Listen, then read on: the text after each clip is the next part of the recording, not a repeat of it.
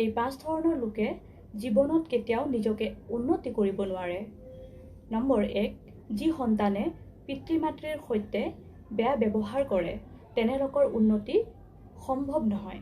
Number 2, আনৰ কথাৰ ওপৰত ভৰসা নকৰাকৈ যি চলিব নোৱাৰে তেনে ব্যক্তিয়েই নতুন কোনো কামেই কৰিব নোৱাৰে।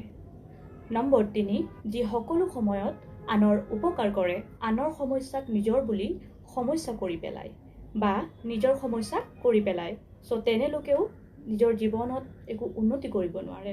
নম্বৰ 4, যিয়ে খং কেতিয়াও নিয়ন্ত্ৰণ কৰিব নোৱাৰে তেনে লোকৰো উন্নতি কেতিয়াও সম্ভৱ নহয়।